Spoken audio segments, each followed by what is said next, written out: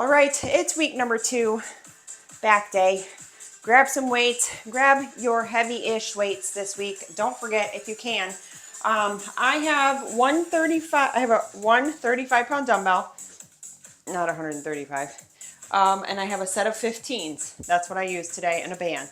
So if you are at the gym, you are going to want to go buy a cable machine and grab your dumbbells, or you can switch to the cable machine later, but you're going to need a cable machine. You're going to need dumbbells. That's it.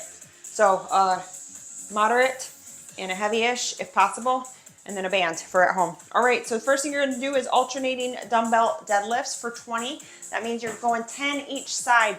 Most of you have done these before. If you haven't, this is how it looks. I used a 35-pound dumbbell for this, which I was really proud because that's the heaviest I've used in a long, many years for these. I'm just going to show you with a kettlebell, though, for demonstration purposes. All right, so deadlift, you guys know, is picking dead weight up off the floor. You want to transfer the weight to your heels. Okay, these are really squishy shoes, so really if I wanted to go heavier, I would just take them off. But here, you're going to come down here. You're going to pick up one, stand all the way up. My hand is right here in front of me. Then I'm going to let it down, switch, and do it again. Don't come up in between, so don't go here, up, down. You're just adding a squat. I mean, you can if you want to, but it's just more work.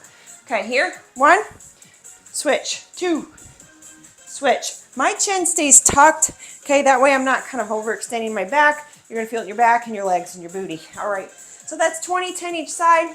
And then you are going to do a standing or, you're going to need a cable. Standing band or cable row. I use my band, it's hooked up right here to my treadmill. You're going to do single arm, 10 each side. So make sure you get a nice resistance. I have this doubled up, and I'm holding it almost, really, I'm only like probably 5 inches away from the treadmill, just so it would have a lot of resistance there. I could probably use a heavier one here. I'm going to go in a squatted position. If possible, you're going to pull that elbow right to your side. Okay, right. Squeeze. It's right towards your belly button almost, but to your side. So belly button height. Okay, squatted down, elbow back.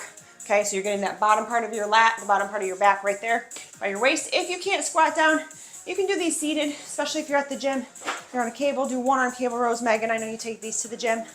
So you can do that. So either way, just get 10 on each side, and then you're just going to rest in between this one, since we did go a little bit heavier. Make sure you guys are warming up, though. Circuit number 2, you're going to do a single arm row. Again, I use a 35-pound dumbbell. You can use whatever dumbbell is good for you. You can get a slight staggered stance there, just so you can get a nice big stretch.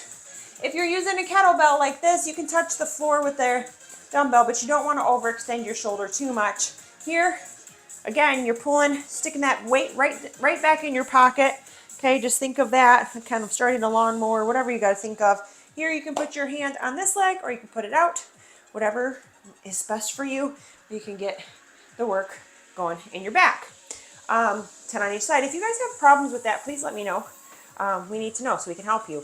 And then you're going to grab your dumbbells, and you're going to do alternating hammer curl presses. A little bit of biceps, a little bit of front shoulders, delts.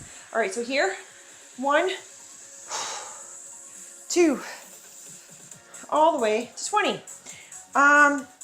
And then you are going to do a cardio of choice. I actually did jump squats. I was proud of my legs and hips for 20. Or you can do pop squats, jumping jacks, whatever you want. Or if you need to rest, you can rest right there. Remember, we're only going 2 times through. Circuit number 3 is where you're going to need the cables or your band. So my band, again, is hooked up here for the entire duration of the workout. We're doing cable or band pull-throughs. Okay, again, you're going to grab this so it has enough resistance to get some work. My chin is tucked. My hips are my hinge. My knees are locked in position. Okay, slightly bent, locked in position, athletic bend. Weight of my body is on my heels again. Come up and squeeze. Okay, I feel a stretch in my hamstring, so I'm out far enough. And then when I come up, since my chin is tucked and my upper back is almost rounded, I'm not going to feel it in my low back. If I do, then we're going to change stances a little bit or lighten up the weight. Here, squeeze at the top. Okay, so I'm squeezing my glutes right here. If my head was up, I would feel that in my low back. You're going to come here, chin tucked. Boom. Squeeze at the top. Squeeze at the top. My knees aren't moving, okay? Just my hips. All right, so you're gonna go 20 of those. You're gonna turn around and you're going to do band or cable upright rows. So like a rope pull, but from below. Here, band is in position. I do this on purpose, you guys. The programming is there kind of for a reason.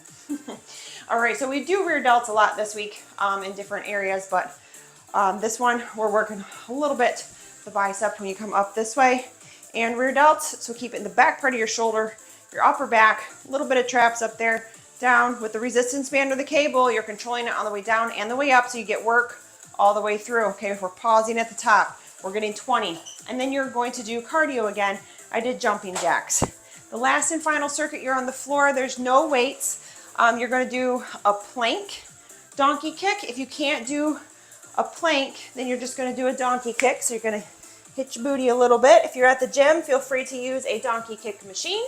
Put a little bit of weight on there if you can use some weight on the donkey kick machine. But if you're doing them at home with me, you're going to go in a plank position and you're going to lift, lift, lift. Okay, so my upper back is still rounded, you guys. Just make sure that you don't let your abs pop out, okay? Remember, if you guys have the diastasis recti, the ab separation, you really want to focus on pulling that in nice and tight. If you can't quite get it, again, don't feel bad. Just get down and do your donkey kicks. After you do that, you're going to move right into hand release push-ups. You can do these on your knees, or you can do them regular. Okay, this way. Maybe on your knees is regular, so you can do them on your feet or knees. All right, here, up, one. Just a hand release push-up. Yes, push-ups are chest, but it's also that upper back area, so you're using a lot of that. So we throw them in back day sometimes. All right, hand release push-ups, and then you're going to do Supermans for 20. Pausing at the top, getting a nice work at the top. 1, 2, 3, 4. Okay, if that hurts, obviously don't do it, but if you're feeling some discomfort because your back will be a little fatigued and you're like, that just doesn't feel right, try alternating. Okay, so you're going to try alternating your right arm with your left leg. Here, you can rest your head on the floor if you need to.